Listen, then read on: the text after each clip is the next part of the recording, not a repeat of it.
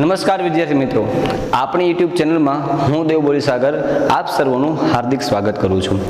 વિદ્યાર્થી મિત્રો, આપણે વિજ્ઞાન વિષય ઉપર પ્રથમ ચેપ્ટર છે પૂર્ણ કર્યું છે. હવે દ્વિતીય ચેપ્ટર તરફ આપણે જઈ રહ્યા છીએ, દ્વિતીય પ્રકરણ તરફ જઈ રહ્યા છીએ, જેનું નામ છે એસિડ, બેઝ અને ક્ષાર. તો વિદ્યાર્થી મિત્રો, હું તમને એટલું જ કહેવા માંગુ છું કે વિજ્ઞાન છે તે ખાલી ભાષાઓનું નોલેજ નથી, માત્ર ભાષાઓનું જ્ઞાન નથી. તો વિજ્ઞાન શું છે? વિજ્ઞાન છે તે પ્રાયોગિક રીતે તમે પ્રેક્ટિકલ કરીને સમજી શકો તેના માટેનું એક ઉદાહરણ છે. તો આજે તમારી સમક્ષ હું લઈને આવ્યો છું એસિડ, બેઝ અને ક્ષારનું સામાન્ય ઉદાહરણ. આપણે અગાઉના ધોરણમાં શીખી ગયા છીએ એસિડ છે સ્વાદે કેવા હોય છે? ખાટા હોય છે. બેઝ સ્વાદે કેવા હોય છે? તુરા હોય છે. અને ક્ષાર છે તે સ્વાદે ખારા હોય છે.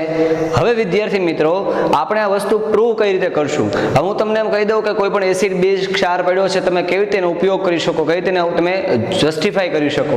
તો આપણે વિચાર આવે કે મારી સમક્ષ આ જે 3 બીકર પડ્યા છે, બરાબર, 3 બીકરની અંદર સમાન રીતે બધામાં તમે જોઈ શકો છો, બધામાં પાણી જ ભરેલું છે.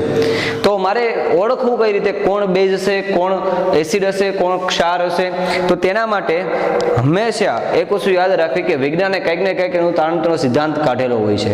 તો એને આપણે કહીએ છીએ સૂચક, કે જે એસિડ અને બેઝનું જે ટાઇટ્રેશન કરે છે સૂચક બીજા ક્યાં નામે ઓળખાય છે? તો કે લિટમસ પત્ર દ્વારા. આ જે લિટમસ પત્ર તમે જોઈ રહ્યા છો, તે લિટમસ પત્રમાં તમને જે લાલ રંગ દેખાય છે, બેઝ હશે, બરાબર. તો આ લાલ રંગને શું કરશે?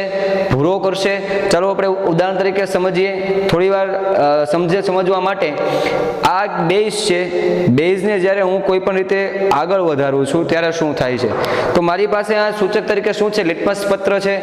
આ લિટમસ પત્રને જ્યારે હું બેઝમાં નાખું છું ત્યારે કંઈક ને કંઈક આમાં ફેરફાર થવો જોઈએ. તો મિત્રો અહીંયા જોવો, તમે આપણે જોઈ શકીએ છીએ તે રીતે જ્યારે બેઝમાં નાખવામાં તમે જોવો, જે અડધું લિટમસ પત્ર છે તે પોતાનો કલર છે તે શું કરતું હોય છે? બાદ કરતું હોય છે, બરાબર. જે અડધું લિટમસ પત્ર છે તે શું કરે છે? પોતાનો કલર ફેરવે છે. તો વિચાર આવે કે કલર ફેરવો, લાલ કલરમાંથી ભૂરું બનાવ્યું, કે લાભુ બે. હવે લાભુ બે એટલે શું? કે લાલ લિટમસ પત્રને જે ભૂરું બનાવે તેને બેઝ કહેવામાં આવે છે. તો વિદ્યાર્થી મિત્રો, આપણે વિચાર એવો આવે કે સાહેબ તમે આ વાત કરી છે, બરાબર. હવે આપણે લઈએ છીએ એસિડ. તો એસિડ પર શું થતું હશે? તો એસિડ પર, આ એસિડ આપણે લઈએ છીએ, આની અંદર એસિડ છે. હવે જ્યારે એસિડને હું લઉં છું, બરાબર, ત્યારે આ લિટમસ પત્ર, ફરી એકવાર લિટમસ પત્ર બજારમાં થોડા જ રૂપિયામાં અવેલેબલ છે, તમે મેળવી શકો છો, બરાબર. આ લિટમસ પત્રને જ્યારે હું પાછું આની અંદર ડુબાડું છું ત્યારે તમે જોઈ શકો છો કે ડુબાડ્યા બાદ કોઈ પણ જાતનો ફેરફાર જોવા મળતું નથી. તો મિત્રો આપણે કહી શકીએ કે જ્યારે લિટમસ પત્ર, લાલ લિટમસ પત્ર છે, એને જ્યારે ડુબાડવામાં આવે ત્યારે તે શું કરે છે? પોતાનો રંગ બદલતું નથી. પણ મારી પાસે તમને યાદ હોય તો આ ભૂરું લિટમસ પત્ર આપણે જોયું છે કે ક્યાં જોયું છે? કે થોડી વાર પહેલા જ્યારે આપણે બેઝ સાથે પ્રક્રિયા કરાવી, બરાબર, ત્યારે લિટમસ પત્ર આપણે જોયેલું છે. તો વિદ્યાર્થી મિત્રો, આને જ્યારે હું આમાં ડુબાડું છું, જ્યારે હું એસિડમાં ડુબાડું છું તો જાદુગર થશે. તમારો જે બ્લુ રંગ છે તે ગાયબ થઈ ગયો, ઉડન છું. તો હવે તમને ભાસ છે કે આ વસ્તુ થવાનું કારણ શું છે? તો કે ભૂરું લિટમસ પત્ર છે. ભૂરા લિટમસ પત્રને લાલ બનાવે એને એસિડ કહેવાય છે. તો લાભુ બે, લાલ લિટમસ પત્રને ભૂરું બનાવે તેને એસિડ કહેવાય છે. ભૂલાએ, કે ભૂરા લિટમસ પત્રને લાલ બનાવે તેને એસિડ કહેવાય છે. તો આપણે એક યાદ રાખીએ, લાભુ બે, ભૂલાએ. લાલ લિટમસ પત્રને ભૂરું બનાવે તેને બેઝ કહેવામાં આવે છે, અને ભૂરા લિટમસ પત્રને લાલ બનાવે તેને એસિડ કહેવામાં આવે છે. અને જ્યારે તમે વાત લ્યો છો કોઈ પણ ક્ષારની, તો ક્ષાર છે કેવો છે? તટસ્થ છે. ક્ષારમાં કોઈ પણ જાતનું સંયોગ કરેલ નથી, બરાબર. તો આ સૂચક એક જ પ્રકારનું હશે? શું એક જ સૂચક હોય? નથી, એક પ્રકારનો સૂચક નથી. સૂચકના પણ પ્રકાર છે. બીજો પ્રકાર છે ઘ્રાણેન્દ્રિય સૂચક. ઘ્રાણેન્દ્રિય સૂચક કોને કહેવાય? કે પ્રક્રિયા દરમિયાન કોઈ પણ સ્મેલ, એટલે કે કોઈ પણ ગંધ કહેવાય તે મુક્ત કરતું હોય, બરાબર, તેને કહેવાય છે ઘ્રાણેન્દ્રિય સૂચક. હવે એમ કહું, મારી પાસે આ 3 બીકર પડ્યા છે, મારી પાસે અત્યારે લિટમસ પત્ર નથી, બરાબર, મારી પાસે અત્યારે લિટમસ પત્ર નથી તો લિટમસ પત્ર વગર કેમ ગોતી શકું?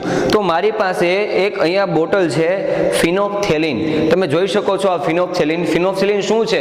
એક જાતનો ઉદ્દીપક છે, એક જાતનું આપણી પાસે રસાયણ છે કે જે શું કરે છે તો સૂચક તરીકે કાર્ય કરે. સૂચક એટલે શું કે સૂચના આપી કે આ કોણ છે, બેઝ છે, એસિડ છે, શું છે એના પર તે સૂચના આપે છે. તો આ ત્રણેયમાંથી મારે જ્યારે બેઝ ગોતવો છે, આ ત્રણેયમાંથી મારે જ્યારે બેઝ ગોતવો છે ત્યારે હું શું કરીશ? તો કાંઈ નહીં કરું, મારી પાસે ભગવાનને દીધેલી થોડી બુદ્ધિ શક્તિ છે તેનો ઉપયોગ કરીને હું શું કરું છું, અહીંયા તમે જોઈ શકો છો અમારી પાસે બેઝ છે. બરાબર, આ બેઝને એક બીકરની અંદર હું ભરી લઉં છું. તમને કલર દેખાય છે? નહીં દેખાય. શા માટે? કે પાણી કલર છે. કેવો કલર છે? આ પાણી કલર છે. બરાબર, તમને નહીં દેખાય, પરંતુ આ જ બીકરની અંદર હું જ્યારે થોડા પ્રમાણમાં આપણી પાસે રહેલો આ જે ફિનોપ્થેલિન છે, બરાબર, એક જાતનું પ્રવાહી છે, એ પણ કેવું છે? રંગવિહીન છે, પાણી કલરનું જ છે. બરાબર, હવે જ્યારે હું અંદર એડ કરું છું તો તમે જોઈ શકો છો કે અહીંયા શું થશે. ઓકે, તો તમે આ જોઈને કંઈ યાદ આવે છે કે ભાઈ આ કલર કેવો છે? હમણાં પહેલાં કેવો હતો, હવે કેવો થઈ ગયો છે? તો વિચાર આવે કે આ કલર કેમ ચેન્જ થયો? આ કલર ચેન્જ થવાનું કારણ શું છે?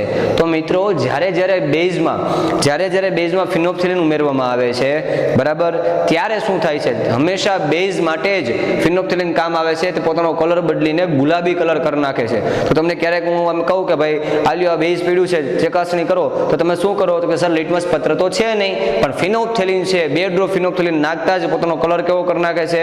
ગુલાબી કરી નાખે છે. આ ગુલાબી કલર જે છે એ ગુલાબી કલરને મારે કાઢવો હોય તો મારા ક્ષાર બેઝ છે, મારે ક્ષાર બનો. ખબર કેમ પડે ક્ષાર કેમ બન્યું? તમને ખબર છે કે એસિડ ને બેઝની પ્રક્રિયા થઈને ક્ષાર બનાવે છે. તો આ પાછા પહેલા જેવું થઈ જાય તો ક્ષાર થઈ ગયો. બરાબર, ચલો જોઈએ શું થાય છે. આ પાણી કલરનું છે, આ છે ગુલાબી કલરનું છે. જ્યારે એને એડ કરું છું હું, વાવ, જાદુ થઈ ગયું ને. તો મિત્રો, હું તમને એ સમજાવવા માંગુ છું કે આ પાછું પાણી કલરનું કેમ થઈ ગયું? તો આ ક્ષાર છે. શા માટે? કે એસિડ ને બેઝ બે જ્યારે મિક્સ કરવામાં આવે ત્યારે શું બનાવે છે? ક્ષાર બનાવે છે. તો વિદ્યાર્થી મિત્રો, આવા નવા પ્રેક્ટિકલ હું તમારી સમક્ષ આવવા માંગુ છું. તે માટે અમારી ચેનલને લાઈક કરો, શેર કરો અને સબસ્ક્રાઇબ કરો. જો આપને મજા આવી હોય અથવા કાંઈ પણ ક્વેશ્ચન હોય તો અચૂક કોમેન્ટ બોક્સમાં કોમેન્ટ કરો, જેથી કરી નવો વિડીયો તમારા સમક્ષ અમે જલ્દી લાવી શકીએ. Thank you so much.